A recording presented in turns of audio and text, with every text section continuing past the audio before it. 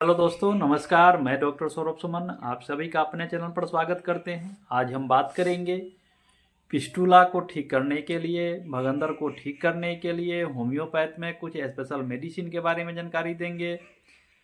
Homeopath दवा का प्रयोग करके फिस्टुला, भगंदर को आसानी से ठीक किया जा सकता है, उसके बारे में जानकारी देंगे। फिस्टुला होने का क्या कारण होता है, क्या लक्षण होता है, कौन कौन सी इफेक्टिव होम्योपैथ मेडिसिन है, खाने का तरीका साथ में बताएंगे। तो वीडियो में आगे बढ़ने से पहले आप सभी से आग्रह है कि मेरे चैनल को लाइक करें, शेयर करें, सब्सक्राइब करें, ताकि बीमारी संबंधित विशेष दवा का विशेष जानकारी हम आप सभी को बता सके। तो आज हम बात कर रहे हैं फिस्टुला को ठीक करने के लिए होम्योपैथ में कुछ स्पेशल मेडिसिन है, फिस्टुला होने का कारण, फिस्टुला होने का लक्षण के बारे में जानकारी देंगे। तो फिस्टुला को हिंदी में भगंदर बोलते हैं। इसमें जो है पैखाना के रास्ते पर जो है छोटा छोटा फुंसी निकल आता है, उसमें पस भर जाता है, पस निकलता है, वहाँ पर दर्द होता है। तो फिस्टुला होने का सबसे पहले कारण के बारे में जान लेते हैं। तो फिस्टुला होने का सबसे पहला कारण होता है बैक्टीरियल इन्फेक्शन।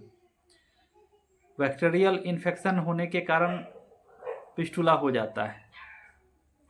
जो व्यक्ति अपने प्राइवेट पार्ट का साफ सफाई सही से नहीं रखते हैं, उनको यह बीमारी ज़्यादा लगने का चांस होता है। पारिवारिक इतिहास, फैमिली में अगर पहले से किसी को यह बीमारी होता है तो दूसरे सदस्य को भी होने का खतरा ज़्यादा रहता है। वायरल इन्फेक्शन के कारण यह समस्या हो जाता है। परिवार में पहले से किसी को यह बीमारी होता है तो दूसरे सदस्य को भी होने का खतरा ज़्यादा रहता है। बैक्टीरियल इन्फेक्शन के कारण होता है। खान पान में गड़बड़ी के कारण होता है। जो भी लोग ज़्यादा तेल मसाला का प्रयोग करते हैं, जिनका पेट साफ नहीं होता है, कब्ज की समस्या बनी रहती है, तो पेट की समस्या के कारण, खान पान की गड़बड़ी के कारण, लाइफस्टाइल चेंज होने के कारण यह समस्या होता है।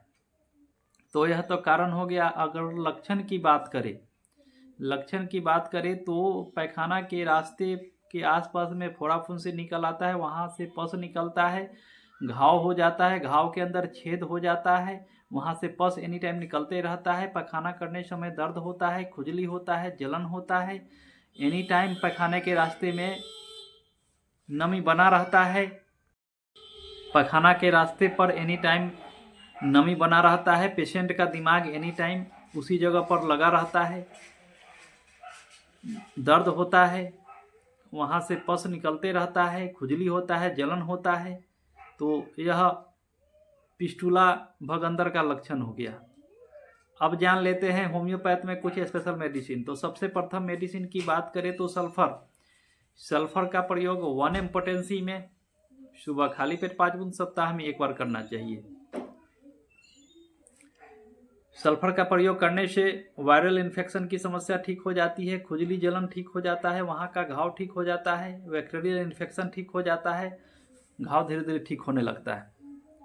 तो सप्ताह में 1 बार 1 mg पोटेंसी में सल्फर का प्रयोग करना चाहिए, बहुत ही अच्छा लाभ देता है। उसके बाद हिपर सल्फर का प्रयोग 200 पोटेंसी में करने से फिस्टुला ठीक हो जाता है। पस डिस्चार्ज जो होता है वह धीरे धीरे करके रुक जाता है, घाव सूख जाता है। बहुत ही शानदार मेडिसिन है घाव को सुखाने के लिए, वायरल इन्फेक्शन को, बैक्टीरियल इन्फेक्शन को ठीक करने के लिए हिपर सल्फर का प्रयोग किया जाता है। घाव को ठीक करने के लिए, पस को सुखाने के लिए तो हिपर सल्फर का प्रयोग 200 पोटेंसी में 5 बूंद दवा सुबह में, दोपहर में, शाम में रोज करने से धीरे धीरे करके यह ठीक हो जाता है।